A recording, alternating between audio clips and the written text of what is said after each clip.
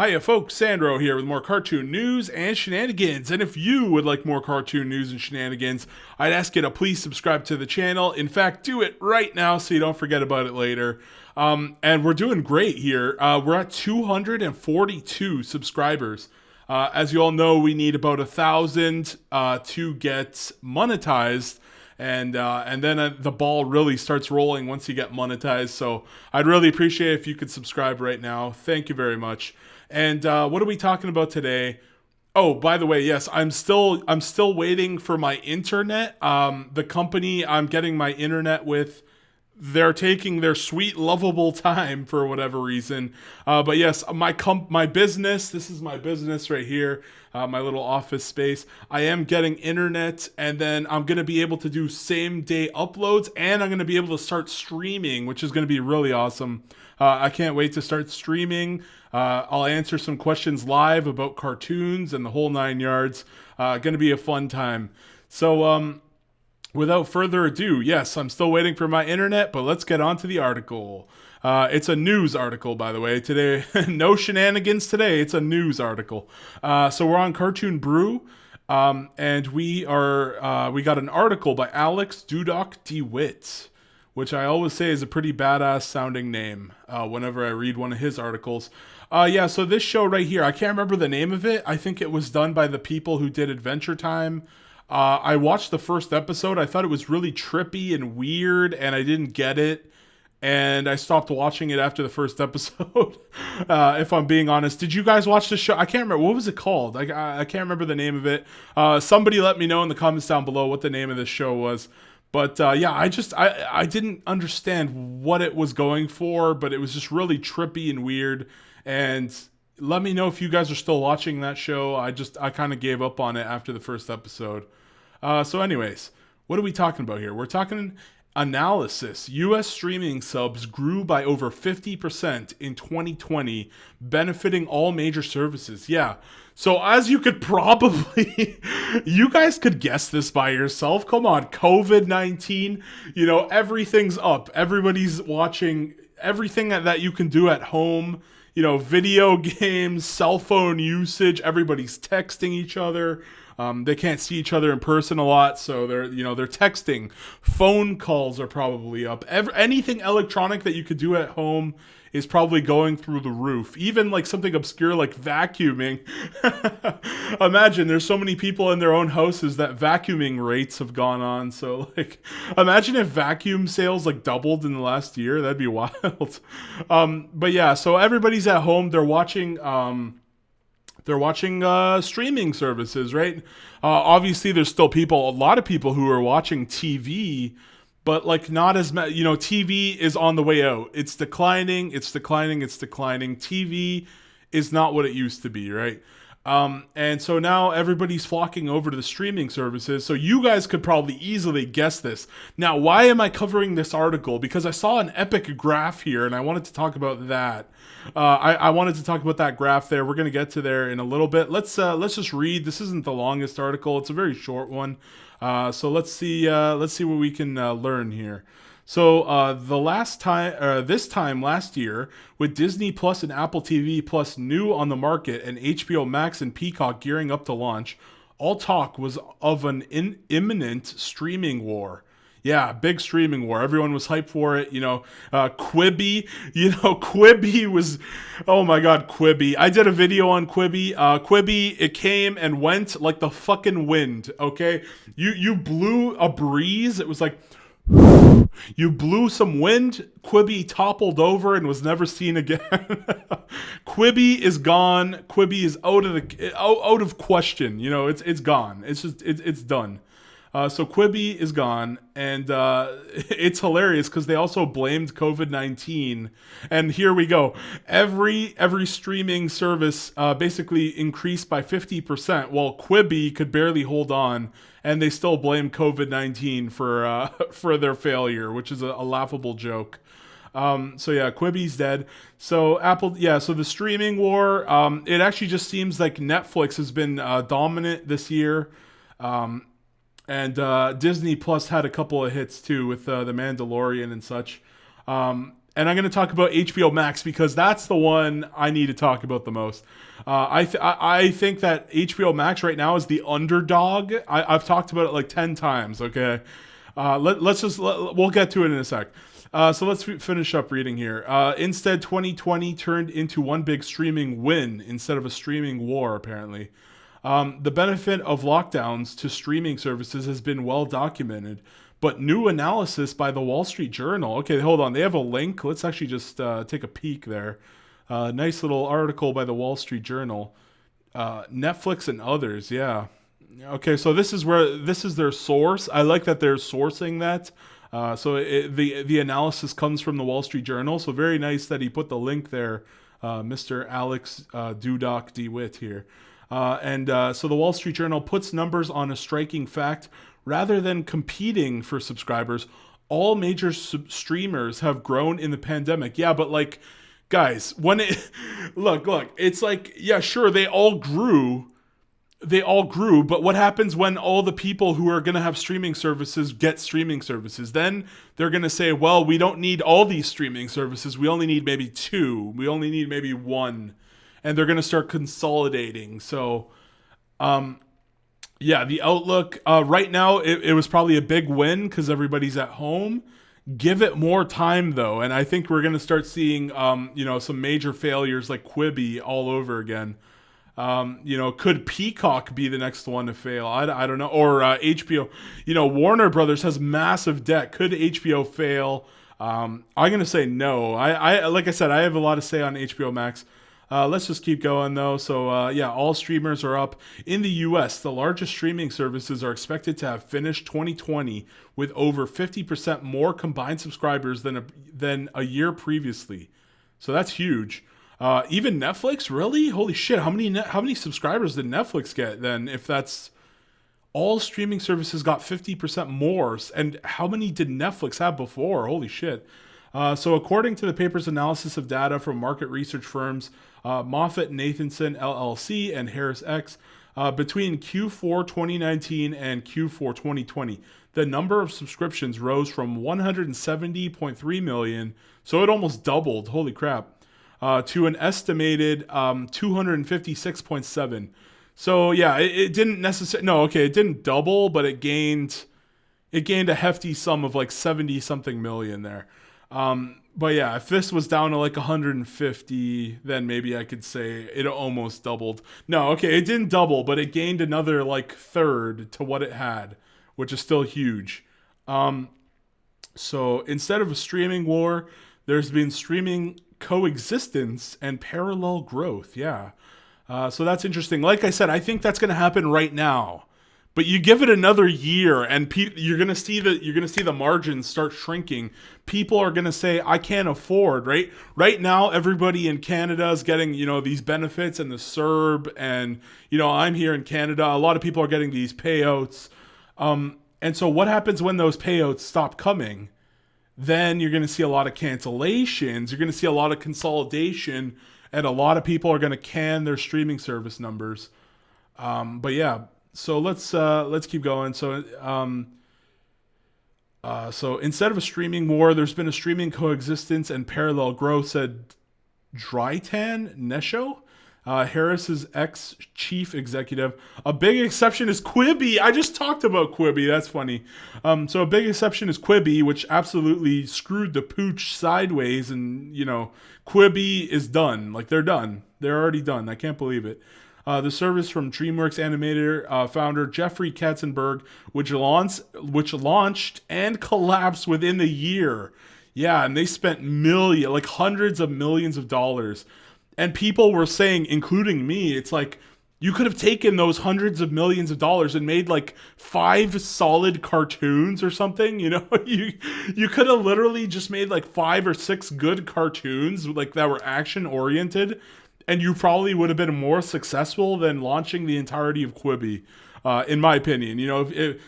I feel like people have been waiting for the next big hit, like Avatar: The Last Airbender, and there were all these good shows back in the day. Continuity. I myself love Ben 10. I would love it. So if you guys have never watched Ben 10, Omniverse, Ben 10 Omniverse, before the show was rebooted, it actually leaves on a cliffhanger where Ben 10 or not Ben yeah, I mean his name is Ben Tennyson, so I guess you could say Ben 10, but Ben Tennyson, the man himself, he actually decides to go on a road trip through space.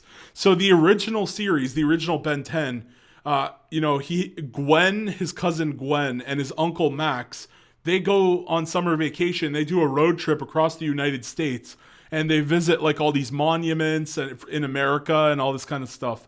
So Omniverse has it ends on a cliffhanger where they decide to go on a road trip through space, and like imagine all these cool planets. Ben would be getting like a new alien like every week because there's all these new planets that we're going to. And I'm just so sad that they ended it there. They ended it on a cliffhanger. Maybe we can get that back someday. I'd love to see it.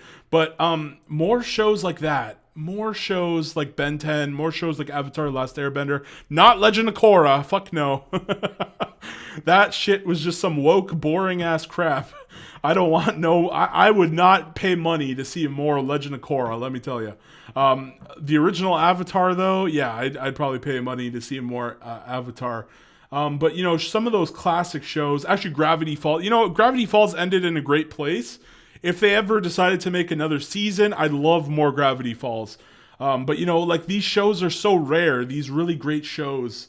They don't, we don't get too much action shows with continuity anymore. And when we do, they end up being some like SJW bullshit like Steven Universe. But yeah, I would love to see, it's a shame that Quibi just didn't make some awesome cartoons. But yeah, so here, let's look at this chart.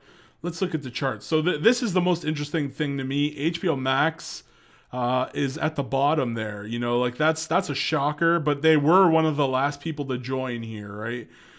So let's take a look. So these numbers in millions. So Netflix is like just above 250 million, which is crazy. Now, of course, Netflix is worldwide. I don't know if all the other ones are worldwide though, but Netflix is in quite a lot of regions. So Netflix is huge.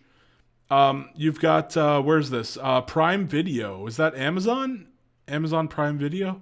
I think that comes bundled when you buy Amazon Prime. I'm pretty sure that just comes bundled.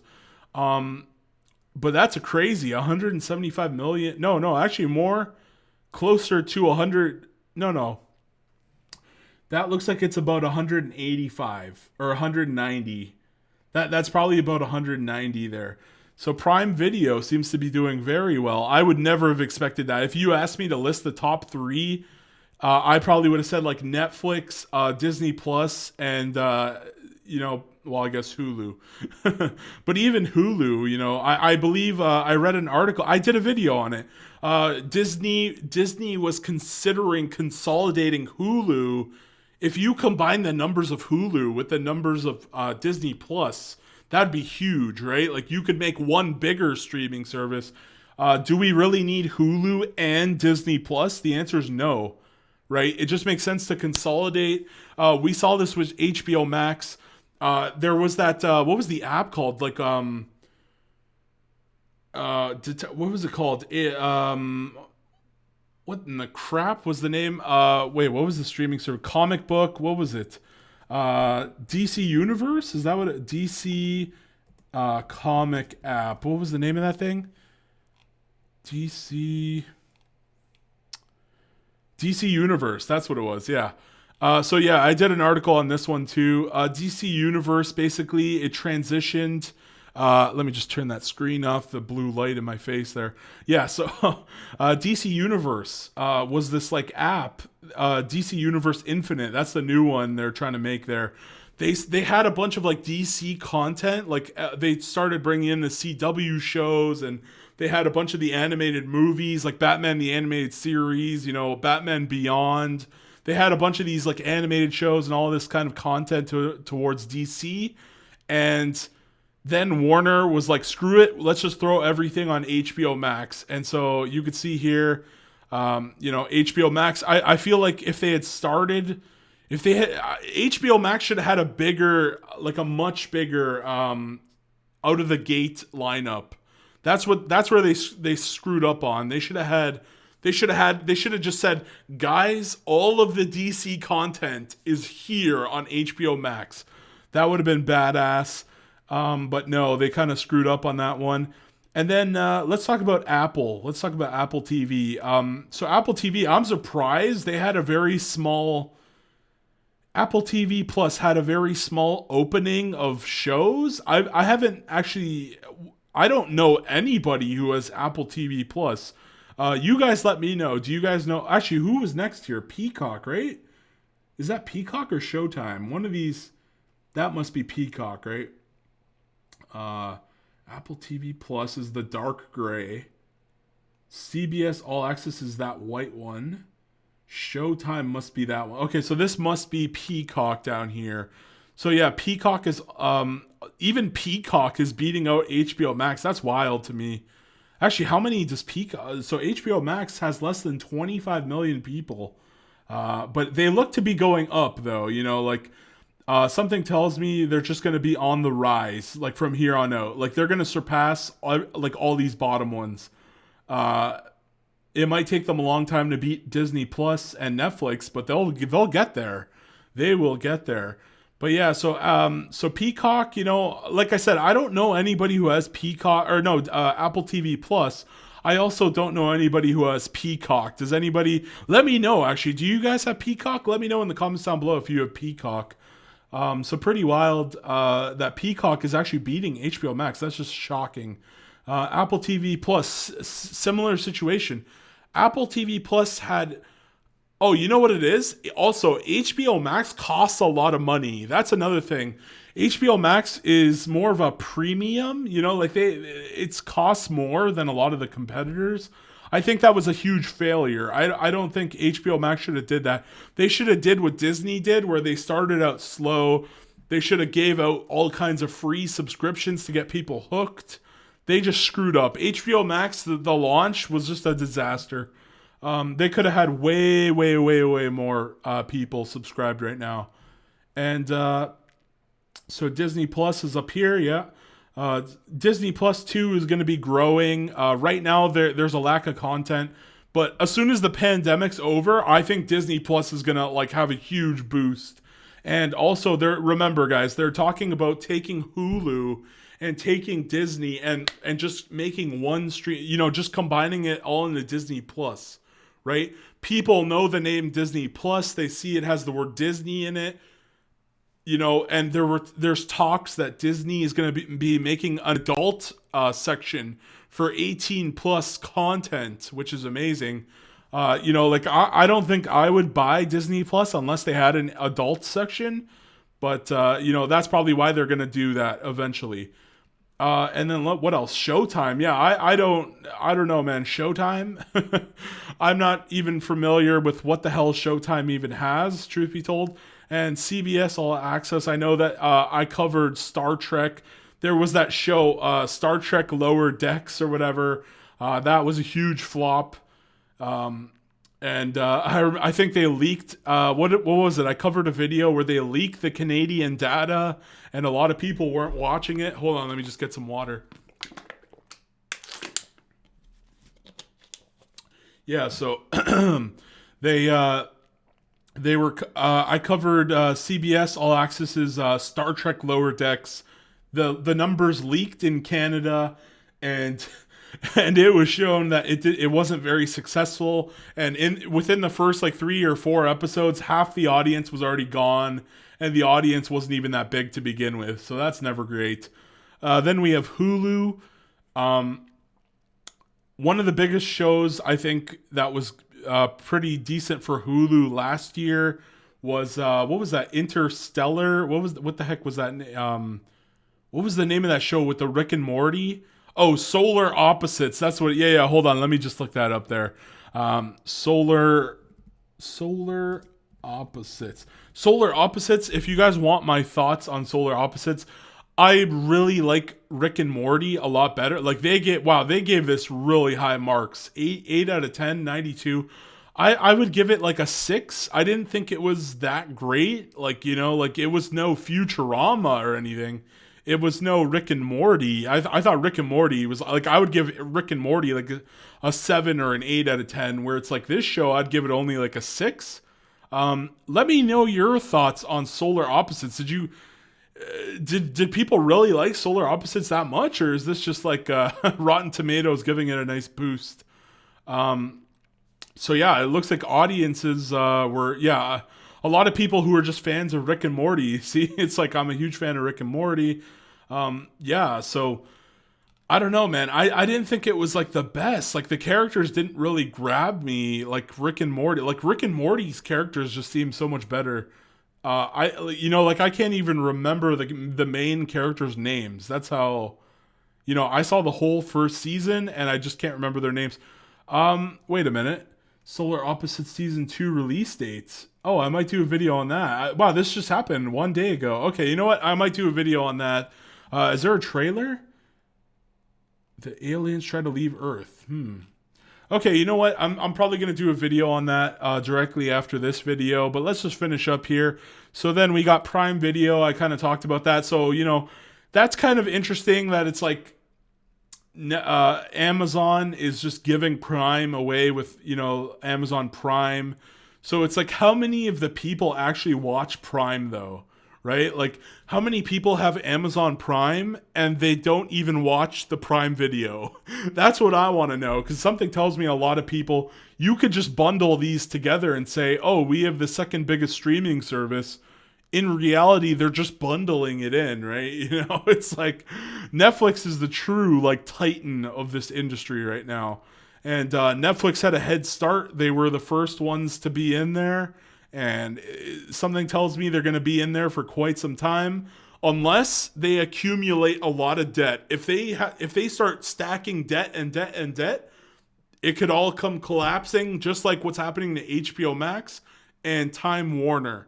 So that's not good. So we have this amazing graph. I just love to look at this. I love seeing the numbers. It's just interesting to see where everybody's at right now. And I'm telling you guys, in the coming years, HBO Max is going to be somewhere in the higher echelons here. Hulu's probably going to disappear. And, Disney Plus is probably going to also go up the ranks too. The Wall Street Journal notes that some subscriptions to the major streamers came through free trials and may not be renewed. Yeah, that's also another thing. Disney Plus had all kinds of things where it's like, I can't remember, but they had a giant like Fortnite promotion where you could get a month free of Disney Plus. So there's a lot of these free subscription types of deals. Again, Prime Video is probably just being bundled with Amazon Prime. Market leader Netflix saw its subscriber growth tail off. That's another thing too, right? So Netflix is kind of reaching that like ceiling where it's like they've hit the ceiling. There's not much more growth, year over year. So it's going to be interesting to see what this chart looks like a year in 2021, right? It's going to be interesting to see maybe at the end of 2021 or early 2022 what this chart looks like. I think, am I going to finish this off here? In November 2029 survey, Americans are willing to spend on average $44 monthly on streaming video, and subscribe to an average of 3.6 services. So most people are subscribed to like 4 of them. I mean, if I had to choose 4, I would probably go Netflix, Hulu, or Netflix, Disney Plus, HBO Max, and maybe Apple TV. Actually, Peacock. I guess Peacock. I'd probably go with that. Those would be like my 4. But yeah, because I don't even know like what's good on Prime Video. Like I don't freaking know. But I'm a cartoon guy. Love me some cartoons. So HBO Max would be my first pick because I know that there's going to be a lot of superhero cartoons and all that kind of fun jazz. Don't forget, Young Justice Season 4 Phantoms coming up soon. So that's going to be great to see that.